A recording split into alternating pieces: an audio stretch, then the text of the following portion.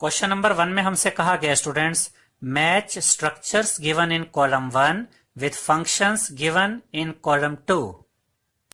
इसका ये मतलब है स्टूडेंट्स कि कॉलम 1 में हमें कुछ स्ट्रक्चर्स के नाम दिए गए हैं और कॉलम 2 में हमें कुछ फंक्शंस बताए गए हैं और हमें मैच करना है कि कौन से स्ट्रक्चर का क्या फंक्शन होता है।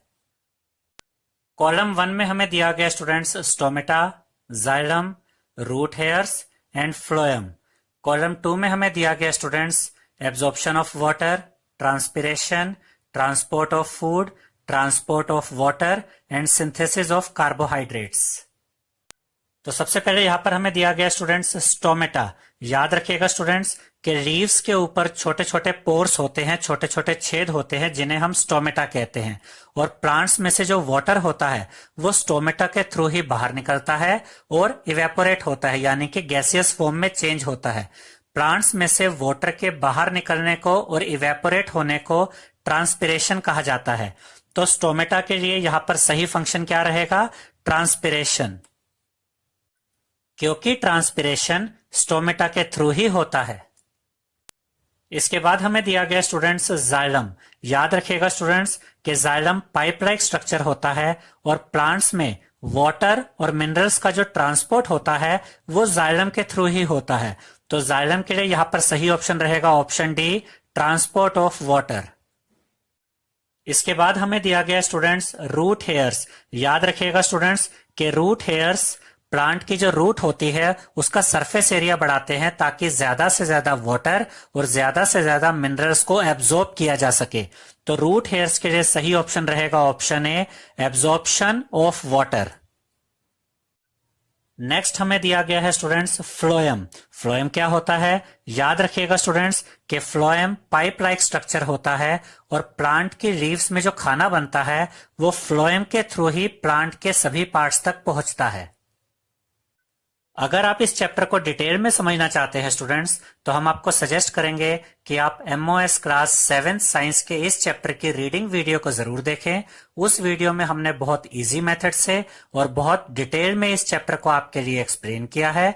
उस वीडियो को देखने के बाद इस चैप्टर को समझना आपके लिए बहुत इजी हो जाएगा। अब हम सेकंड क्वेश्चन करेंगे। सेकंड क्वेश्चन में हमसे कहा गया students fill in the blanks, यानी इस क्वेश्चन में हमें जो ब्लैंक स्पेसेस गिवन है हमें उन ब्लैंक स्पेसेस को फिल करना है। फर्स्ट पार्ट में हमसे कहा गया students the blood from the heart is transported to all parts of the body by the dash.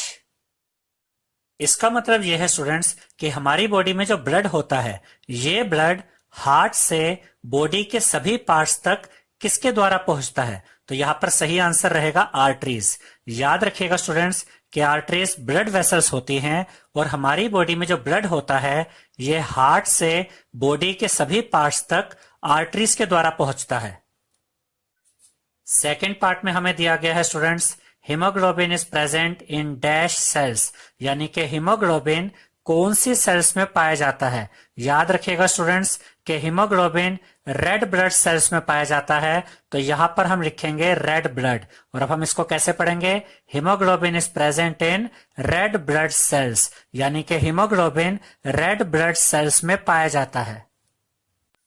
Third part में हमें दिया गया है students arteries and veins are joined by a network of dash, यानी कि आर्टरीज और veins आपस में जुड़े होते हैं किस चीज के द्वारा?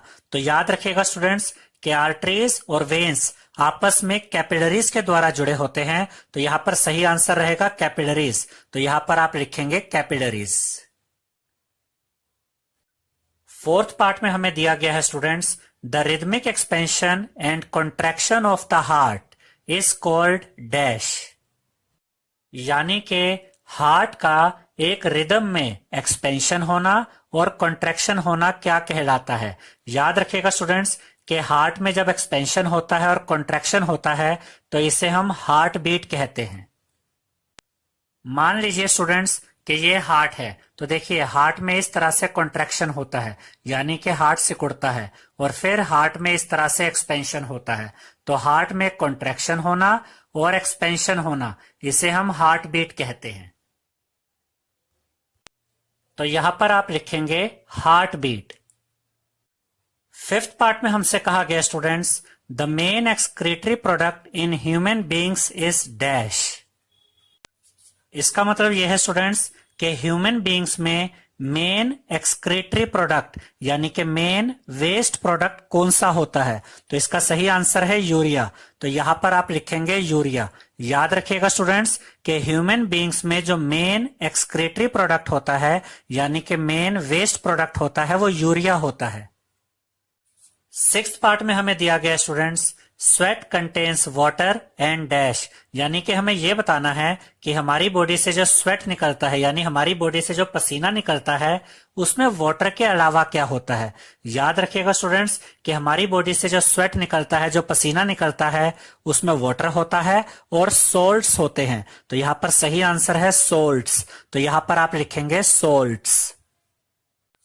सेवेंथ पार्ट में हमें दिया गया है students, kidneys eliminate the waste materials in the liquid form called dash। इसका मतलब यह है स्टूडेंट्स कि किडनीज से जो वेस्ट मटेरियल्स लिक्विड फॉर्म में बाहर निकलते हैं उस लिक्विड फॉर्म को क्या कहा जाता है। याद रखिएगा स्टूडेंट्स कि किडनीज में से जो वेस्ट मटेरियल्स लिक्विड फॉर्म में बाहर निकलते हैं उस लिक्विड फॉर्म को यूरिन कहा जाता है। तो यहां पर सही आंसर रहेगा यूरिन। तो यहां पर आप लिखेंगे यूरिन। एट्थ पार्ट में हमें दिया गया है students, water reaches great heights in the trees because of suction pull caused by dash. इसका मतलब यह है स्टूडेंट्स कि ट्रीज में सक्शन पुल के द्वारा वाटर नीचे से ऊपर की तरफ आता है और हमें यह बताना है कि यह सक्शन पुल कैसे बनता है। याद रखिएगा स्टूडेंट्स कि प्लांट्स की लीव्स में छोटे छोटे पोर्स होते हैं, छोटे छोटे छेद होते हैं जिन्हें स्टोमेटा कहा जाता है और इन्हीं स्टोमेटा में से प्लांट्स में से वाटर बाहर निकलता है और इवेपोरेट होता है यानी कि गैसियस फॉर्म में चेंज होता है। और प्लांट्स में से वाटर का बाहर निकलना और इवेपोरेट होना ट्रांसपिरेशन कहलाता है। और जब प्लांट्स में ट्रांसपिरेशन होता है तो प्लांट्स में सक्शन पुल बनता है यानी एक ताकत लगती है जो पानी को नीचे से ऊपर की तरफ खींचती है। तो अब हम कह सकते हैं स्टूडेंट्स कि ट्रांसपिरेशन की वजह से प्लांट्स में या ट्रीज में सक्शन पुल बनता है जो पानी को नीचे से ऊपर की तरफ खींचता है। तो यहां पर सही आंसर है ट्रांसपिरेशन। तो यहां पर आप लिखेंगे ट्रांसपिरेशन। अब हम थर्ड क्वेश्चन देखेंगे स्टूडेंट्स। थर्ड क्वेश्चन में हमसे कहा गया है चूज द करेक्ट ऑप्शन। इस क्वेश्चन में हमें दो पार्ट्स दिए गए हैं स्टूडेंट्स और दोनों पार्ट्स में हमें 4 ऑप्शंस दिए गए हैं और हमें उन 4 ऑप्शंस में से करेक्ट ऑप्शन को चूज करना है। ए पार्ट में हमें दिया गया students, in plants water is transported through, यानी कि प्लांट्स में वाटर ट्रांसपोर्ट होता है जाइलम के थ्रू या फ्लोएम के थ्रू या स्टोमेटा के थ्रू या रूट हेयर के थ्रू। याद रखिएगा स्टूडेंट्स कि जाइलम पाइप लाइक स्ट्रक्चर होता है और प्लांट्स में जाइलम के थ्रू ही वाटर रूट्स से लीव्स तक पहुंचता है, यानी कि प्लांट्स में वाटर जाइलम के थ्रू ही ट्रांसपोर्ट होता है। तो यहां पर करेक्ट ऑप्शन है ऑप्शन 1 जाइलम। बी पार्ट में हमसे कहा गया students, water absorption through roots can be increased by keeping the plants. इसका यह मतलब है स्टूडेंट्स कि हमें कुछ ऐसा करना है कि प्लांट्स में रूट्स ज्यादा से ज्यादा वाटर को एब्जॉर्ब करे। तो इसके लिए हमें क्या करना चाहिए? क्या हमें प्लांट्स को शेड में रखना चाहिए यानी छाया में रखना चाहिए, या फिर हमें प्लांट्स को डिम लाइट में रखना चाहिए, कम रोशनी में रखना चाहिए, या फिर हमें प्लांट्स को अंडर द फैन यानी कि पंखे के नीचे रखना चाहिए, या फिर हमें प्लांट्स को कवर करके रखना चाहिए पॉलिथीन बैग में। तो यहां पर करेक्ट ऑप्शन है students option 3 under the fan. जब हम प्लांट्स को फैन के नीचे यानी कि पंखे के नीचे रखेंगे तो रूट्स ज्यादा पानी को एब्जॉर्ब करेगी। ऐसा इसलिए होगा स्टूडेंट्स कि प्लांट्स की लीव्स में छोटे छोटे पोर्स होते हैं, छोटे छोटे छेद होते हैं जिन्हें हम स्टोमेटा कहते हैं, और प्लांट्स में से जो वाटर बाहर निकलता है वो स्टोमेटा के थ्रू बाहर निकलता है। और जब प्लांट्स में से वाटर बाहर निकलता है तो ये वाटर इवेपोरेट होता है यानी कि गैसियस फॉर्म में चेंज होता है। इस प्रोसेस को हम ट्रांसपिरेशन कहते हैं। और जब प्लांट्स का वाटर बाहर निकलता है और इवेपोरेट होता है तो प्लांट्स में सक्शन पुल बनता है, यानी एक ताकत लगती है जो पानी को नीचे से ऊपर की तरफ खींचती है, और रूट्स भी पानी को अंदर की तरफ खींचती हैं। याद रखिएगा स्टूडेंट्स कि जब हम प्लांट को फैन के नीचे, पंखे के नीचे रखते हैं तो पंखे की हवा की वजह से प्लांट्स में से जो पानी बाहर निकलता है वो जल्दी इवेपोरेट होता है, जिसकी वजह से प्लांट में पानी की कमी होती है और रूट्स ज्यादा स्पीड से और ज्यादा मात्रा में वाटर को एब्जॉर्ब करती है। इसलिए यहां पर करेक्ट ऑप्शन है ऑप्शन 3, अंडर द फैन। अब हम फोर्थ क्वेश्चन देखेंगे स्टूडेंट्स। फोर्थ क्वेश्चन में हमसे कहा गया है, why is transport of materials necessary in a plant और इन एन एनिमल, एक्सप्लेन। यानी कि हमें यह बताना है स्टूडेंट्स कि प्लांट्स और एनिमल्स में मटेरियल्स का ट्रांसपोर्ट क्यों जरूरी होता है, यानी कि प्लांट्स और एनिमल्स में मटेरियल्स का बॉडी के अलग अलग पार्ट्स तक पहुंचना क्यों जरूरी होता है। तो इसका आंसर है students, transport of materials necessary in a plant और in an animal for the following reasons, यानी कि फॉलोइंग रीजंस की वजह से प्लांट्स और एनिमल्स में मटेरियल्स का ट्रांसपोर्ट जरूरी होता है। पहला रीजन है students, all living organisms like plants and animals need food, oxygen and water to survive. इसका यह मतलब है स्टूडेंट्स कि सभी लिविंग ऑर्गेनिजम्स को, चाहे वो प्लांट्स हो या एनिमल्स, इन सभी को जिंदा रहने के लिए फूड, ऑक्सीजन और वाटर की जरूरत होती है। If the transport of food, oxygen and water do not take place in the body will not be able to survive. इसका यह मतलब है स्टूडेंट्स कि चाहे एनिमल्स हो या प्लांट्स, अगर फूड, ऑक्सीजन और वाटर उनकी बॉडी में एक जगह से दूसरी जगह नहीं पहुंचेंगे तो उनके लिए जिंदा रहना पॉसिबल नहीं होगा। इसलिए एनिमल्स और प्लांट्स में मटेरियल्स का ट्रांसपोर्ट होना जरूरी होता है। सेकेंड रीजन है students, animals need to transport waste materials to parts from where they can be removed. इसका यह मतलब है स्टूडेंट्स कि एनिमल्स में वेस्ट मटेरियल्स का बॉडी के उन पार्ट्स तक पहुंचना जरूरी होता है जहां से वो वेस्ट मटेरियल्स हमारी बॉडी से बाहर निकल सके। तो अब हम कह सकते हैं स्टूडेंट्स कि प्लांट्स और एनिमल्स में मटेरियल्स का ट्रांसपोर्ट होना जरूरी होता है। अब हम फिफ्थ क्वेश्चन देखेंगे। फिफ्थ क्वेश्चन में हमसे कहा गया students, what will happen if there are no platelets in the blood. इसका मतलब यह है स्टूडेंट्स कि अगर हमारे ब्लड में प्लेटलेट्स नहीं होंगे तो क्या होगा। इस क्वेश्चन का आंसर समझाने से पहले हम आपको दो चीजों के बारे में समझाएंगे स्टूडेंट्स। एक है क्लॉट और दूसरा है क्लॉटिंग। जब हमारी बॉडी में कहीं कट लगता है स्टूडेंट्स, कहीं चोट लगती है, तो उस जगह से ब्लीडिंग स्टार्ट हो जाती है, यानी कि ब्लड बाहर निकलना स्टार्ट हो जाता है। याद रखिएगा स्टूडेंट्स कि हमारे ब्लड में प्लेटलेट्स होते हैं और ये प्लेटलेट्स उस चोट वाली जगह पर ब्लड का क्लॉट बना देते हैं, यानी परत बना देते हैं, जिससे कि ब्लीडिंग रुक जाती है, ब्लड का बाहर निकलना रुक जाता है। और ये जो प्रोसेस होता है स्टूडेंट्स, जिसमें चोट वाली जगह पर ब्लड क्लॉट बनता है, इस प्रोसेस को क्लॉटिंग कहा जाता है। अब हम इस आंसर को समझेंगे।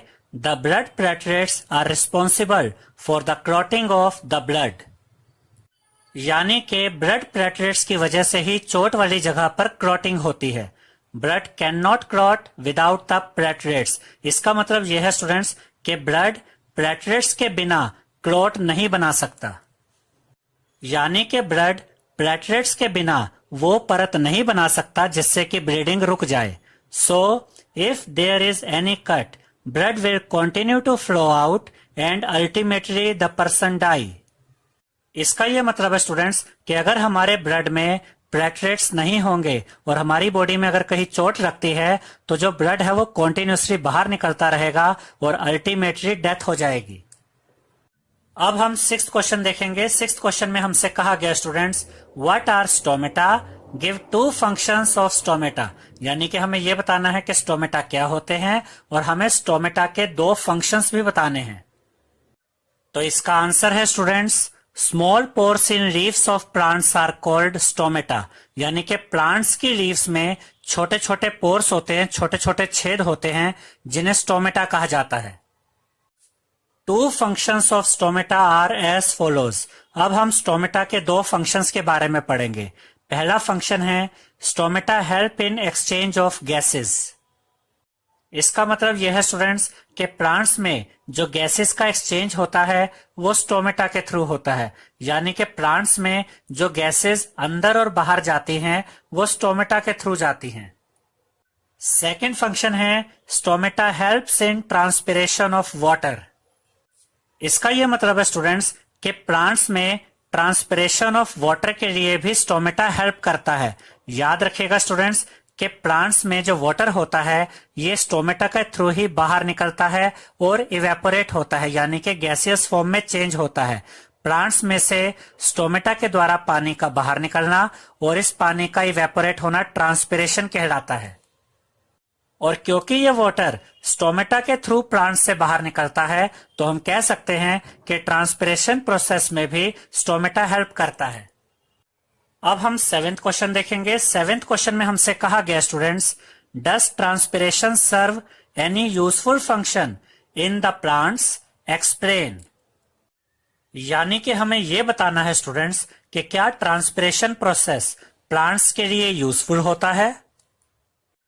तो इसका आंसर है students, transpiration is the evaporation of water from the plants. यानी कि प्लांट्स में से जब वाटर बाहर निकलता है और इवेपोरेट होता है, यानी कि वाटर गैसियस फॉर्म में चेंज होता है, तो इस प्रोसेस को ट्रांसपिरेशन कहा जाता है। The water evaporates through the stomata.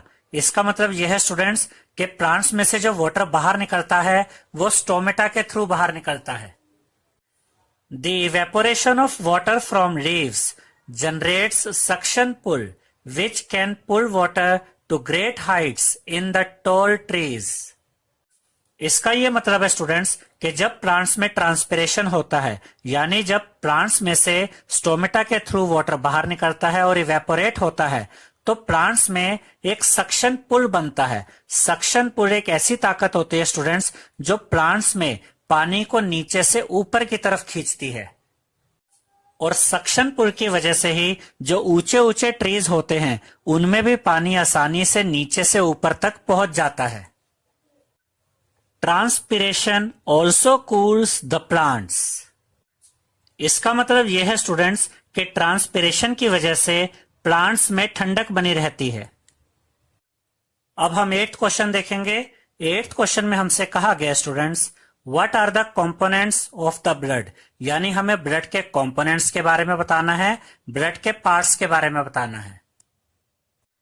यहां पर हमने ब्लड की डेफिनेशन बताई है students, blood is a fluid which flows in the blood vessels. यानी कि ब्लड एक फ्लूइड होता है, ब्लड एक लिक्विड होता है जो ब्लड वेसल्स में फ्लो करता है। The components of blood are. अब हम ब्लड के कंपोनेंट्स के बारे में पढ़ेंगे। ब्लड का पहला कंपोनेंट है स्टूडेंट्स प्लाज्मा। प्लाज्मा क्या होता है? Plasma is the fluid part of the blood. यानी कि प्लाज्मा ब्लड का फ्लूइड पार्ट होता है, यानी कि प्लाज्मा की वजह से ही ब्लड लिक्विड फॉर्म में पाया जाता है। अब हम ब्लड का सेकंड कंपोनेंट देखेंगे। सेकंड कंपोनेंट है रेड ब्लड सेल्स, जिन्हें हम आरबीसी भी कहते हैं। Red blood cells contain a red pigment haemoglobin which helps in carrying oxygen and makes the blood appear red. इसका ये मतलब है स्टूडेंट्स कि हमारे ब्लड में रेड ब्लड सेल्स होती हैं और रेड ब्लड सेल्स में लाल रंग का पदार्थ होता है जिसे हीमोग्लोबिन कहते हैं। और हीमोग्लोबिन ऑक्सीजन को हमारी बॉडी के सभी पार्ट्स तक पहुंचाता है और हीमोग्लोबिन की वजह से ही हमारे ब्लड का कलर रेड होता है। अब हम ब्लड का थर्ड कंपोनेंट देखेंगे, व्हाइट ब्लड सेल्स, जिन्हें हम WBC भी कहते हैं। White blood cells fight against germs that में एंटर आवर बॉडी। याद रखिएगा स्टूडेंट्स कि हमारे ब्लड में व्हाइट ब्लड सेल्स होती हैं और व्हाइट ब्लड सेल्स उन जर्म्स के अगेंस्ट फाइट करती हैं जो हमारी बॉडी में एंटर करते हैं। यानी व्हाइट ब्लड सेल्स हमारी बॉडी को बीमारियों से लड़ने की ताकत देती है। अब हम ब्लड का फोर्थ कंपोनेंट देखेंगे, platelets. Platelets are responsible for blood clotting. इसका मतलब यह है स्टूडेंट्स कि प्लेटलेट्स की वजह से ब्लड क्लॉटिंग होती है। याद रखिएगा स्टूडेंट्स कि जब हमारी बॉडी में कहीं कट लगता है, कहीं चोट लगती है, तो चोट वाली जगह से ब्लीडिंग होती है, यानी कि ब्लड बाहर निकलता है। और हमारे ब्लड में जो प्लेटलेट्स होते हैं, ये चोट वाली जगह पर ब्लड का क्लॉट बना देते हैं, परत बना देते हैं, जिससे चोट वाली जगह से ब्लीडिंग रुक जाती है, यानी ब्लड का बाहर निकलना बंद हो जाता है। और प्लेटलेट्स के द्वारा ब्लड का क्लॉट बनाना क्लॉटिंग कहलाता है। अब हम 9th क्वेश्चन देखेंगे। 9th क्वेश्चन में हमसे कहा गया students, why is blood needed by all the parts of a body. यानी कि हमें यह बताना है स्टूडेंट्स कि बॉडी के सभी पार्ट्स को ब्लड की जरूरत क्यों होती है। Blood is needed by all the parts of a body because blood carries digested food and oxygen to all the parts of body. इसका मतलब यह है स्टूडेंट्स कि बॉडी के सभी पार्ट्स के लिए ब्लड जरूरी होता है, क्योंकि ब्लड के द्वारा ही डाइजेस्टेड फूड और ऑक्सीजन बॉडी के सभी पार्ट्स तक पहुंचते हैं। It also transports waste for removal from the body. इसका यह मतलब है स्टूडेंट्स कि हमारी बॉडी में जो वेस्ट होता है, वो वेस्ट भी ब्लड की मदद से ही हमारी बॉडी से बाहर निकलता है। इसे आप ऐसे भी कह सकते हैं स्टूडेंट्स कि ब्लड वेस्ट को बॉडी के उन पार्ट्स तक पहुंचाता है जहां से वेस्ट हमारी बॉडी से बाहर निकलते हैं। अब हम 10th क्वेश्चन देखेंगे। 10th क्वेश्चन में हमसे कहा गया students, what makes the blood look red. यानी कि ब्लड का कलर रेड क्यों होता है। तो इसका आंसर है students, the presence of haemoglobin makes the blood look red. यानी कि हीमोग्लोबिन की वजह से ब्लड का कलर रेड होता है। अब हम क्वेश्चन नंबर 11 देखेंगे। 11th क्वेश्चन में हमसे कहा गया students, describe the function of the heart. यानी कि हमें हार्ट के फंक्शन बताने हैं, हार्ट की वर्किंग बतानी है। सबसे पहले तो ये याद रखिएगा स्टूडेंट्स कि हार्ट में 4 पार्ट्स होते हैं, 4 चैम्बर्स होते हैं। इस आंसर को समझाने से पहले हम आपको हार्ट का डायग्राम दिखाएंगे, जो आपकी एनसीईआरटी बुक में दिया गया है। आप इस डायग्राम में देख सकते हैं स्टूडेंट्स कि हार्ट में 4 चैम्बर्स होते हैं, 2 ऊपर 2 नीचे। ये राइट एट्रियम है, ये लेफ्ट एट्रियम है, ये राइट वेंट्रिकल है, ये लेफ्ट वेंट्रिकल है। अब हम हार्ट की वर्किंग को समझेंगे। The right atrium receives carbon dioxide rich blood from all the parts of the body. इसका यह मतलब है स्टूडेंट्स कि बॉडी के सभी पार्ट्स से कार्बन डाइऑक्साइड से भरा ब्लड राइट एट्रियम में आता है। It pumps it to the right ventricle. और अब ये राइट एट्रियम इस कार्बन डाइऑक्साइड से भरे ब्लड को राइट वेंट्रिकल में भेज देता है। From right ventricle carbon dioxide rich blood is pumped to the lungs for the purification. इसका यह मतलब है स्टूडेंट्स कि कार्बन डाइऑक्साइड से भरे ब्लड को राइट वेंट्रिकल से लंग्स में पंप किया जाता है, यानी कि लंग्स में भेजा जाता है प्योरिफिकेशन के लिए। तो अभी तक हमने ये सीखा स्टूडेंट्स कि बॉडी के सभी पार्ट्स से कार्बन डाइऑक्साइड से भरा ब्लड सबसे पहले राइट एट्रियम में आया, फिर ये राइट एट्रियम से राइट वेंट्रिकल में आया, और फिर ये कार्बन डाइऑक्साइड से भरा ब्लड राइट वेंट्रिकल से लंग्स में भेजा गया प्योरिफिकेशन के लिए। In lungs the exchange of gases takes place and oxygen rich blood is sent back to left atrium. इसका यह मतलब है स्टूडेंट्स कि लंग्स में गैसेस का एक्सचेंज होता है, यानी कि ब्लड में जो कार्बन डाइऑक्साइड होती है, ये कार्बन डाइऑक्साइड ब्लड में से बाहर निकल जाती है और ऑक्सीजन गैस ब्लड में शामिल हो जाती है। और अब ये ऑक्सीजन से भरा ब्लड लंग्स से हार्ट के लेफ्ट एट्रियम में आता है। It pumps it to the left ventricle. इसका मतलब यह है स्टूडेंट्स कि लेफ्ट एट्रियम ऑक्सीजन से भरे ब्लड को लेफ्ट वेंट्रिकल में भेज देता है। From left ventricle, the oxygen-rich blood is sent to all parts of body through arteries. इसका ये मतलब है स्टूडेंट्स कि लेफ्ट वेंट्रिकल से ऑक्सीजन से भरा ब्लड आर्टरीज के थ्रू बॉडी के सभी पार्ट्स तक पहुंचता है। अब हम क्वेश्चन नंबर 12 देखेंगे। 12th क्वेश्चन में हमसे कहा गया students, why is it necessary to excrete waste products. यानी कि वेस्ट प्रोडक्ट्स का हमारे शरीर से बाहर निकलना जरूरी क्यों होता है। तो इसका आंसर है students, When our cells perform their functions, certain waste products are released. इसका मतलब यह है स्टूडेंट्स कि जब हमारी सेल्स अपना काम करती हैं तो कुछ वेस्ट प्रोडक्ट्स रिलीज होते हैं, यानी कुछ वेस्ट प्रोडक्ट्स प्रोड्यूस होते हैं. These waste products are toxic and hence need to be removed from the body. इसका मतलब यह है स्टूडेंट्स कि ये वेस्ट प्रोडक्ट्स टॉक्सिक होते हैं यानी जहरीले होते हैं, इसलिए इन वेस्ट प्रोडक्ट्स का हमारी बॉडी से बाहर निकलना जरूरी होता है. अब हम क्वेश्चन नंबर 13 देखेंगे. 13th क्वेश्चन में हमसे कहा गया students, draw a diagram of the human excretory system and label the various parts. यानी कि आपको ह्यूमन एक्सक्रीटरी सिस्टम का डायग्राम बनाना है और उसके अलग अलग पार्ट्स को लेबल करना है. हम ह्यूमन एक्सक्रीटरी सिस्टम का डायग्राम आपको आपकी एनसीईआरटी बुक से ही समझाएंगे स्टूडेंट्स. आप उसी बुक में से देखकर इस डायग्राम को बनाना सीख सकते हैं. यहाँ पर आप देख सकते हैं स्टूडेंट्स कि एनसीईआरटी बुक के चैप्टर 11 में ह्यूमन एक्सक्रीटरी सिस्टम का डायग्राम दिखाया गया है. अब यहाँ पर आप देख सकते हैं स्टूडेंट्स, ये 2 किडनीज हैं और ये ब्लड वेसल्स हैं. ब्लड वेसल्स के थ्रू ही ब्लड किडनीज में आता है, फिर किडनीज में यूरिन बनता है. अब यहाँ पर आप देख सकते हैं स्टूडेंट्स, ये एक यूरेटर है और ये दूसरा यूरेटर है. यूरेटर्स का काम होता है किडनीज को यूरिनरी ब्लैडर से कनेक्ट करना. किडनीज में जो यूरिन होता है ये यूरेटर्स के थ्रू ही यूरिनरी ब्लैडर में आता है और ये यूरिन कुछ समय के लिए यूरिनरी ब्लैडर में स्टोर रहता है. यहां पर आप ये ट्यूब लाइक स्ट्रक्चर देख सकते हैं स्टूडेंट्स. ये ट्यूब लाइक स्ट्रक्चर यूरेथ्रा होता है और ये वाला जो पार्ट आप देख रहे हैं ये यूरिनरी ओपनिंग होती है और यही से यूरिन हमारे शरीर से बाहर निकलता है.